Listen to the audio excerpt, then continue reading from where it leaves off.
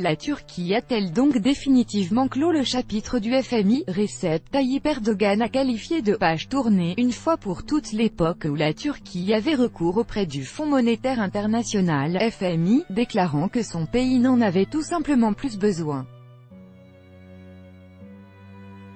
Deux économistes turcs et un analyste russe ont commenté pour Sputnik cette déclaration du président turc.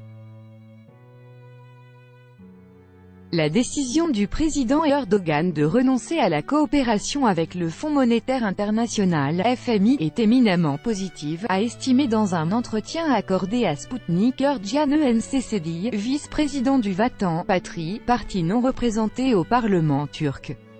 Pas un seul programme proposé par le FMI non seulement à la Turquie, mais aussi à d'autres pays émergents n'a réussi. Les recettes d'assistance proposées par le FMI ne sont pas efficaces. Aussi, notre parti qualifie-t-il d'opportune et raisonnable la décision de renoncer définitivement à la coopération avec cette structure, a expliqué l'interlocuteur de l'agence. Selon ce dernier, si la Turquie avait sollicité l'aide du Fonds monétaire international, elle aurait reconnu sa dépendance vis-à-vis de l'Occident et se serait ainsi rendue à sa merci. Cela aurait signifié pour la Turquie renoncer à son indépendance, a résumé l'homme politique.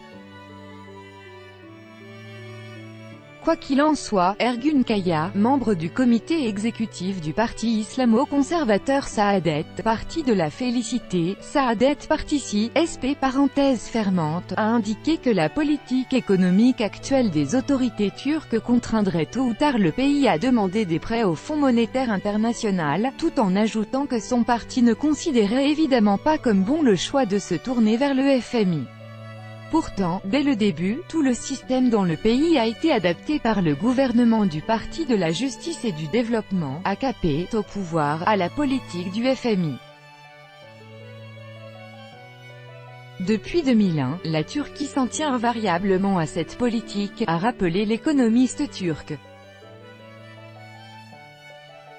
Un autre interlocuteur de Sputnik, Vladimir Fitin, directeur du Centre du Proche et Moyen-Orient de l'Institut russe d'études stratégiques, a souligné pour sa part que la Turquie avait choisi sa propre voie, voyant la résolution des problèmes économiques dans la création d'un climat de confiance pour les milieux d'affaires étrangers, par conséquent, la croissance d'investissement dans le pays.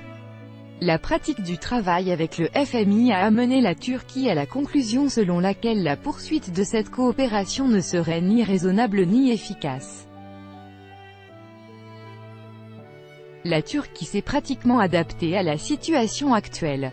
La livre turque n'est plus en chute libre. Elle s'est même quelque peu consolidée.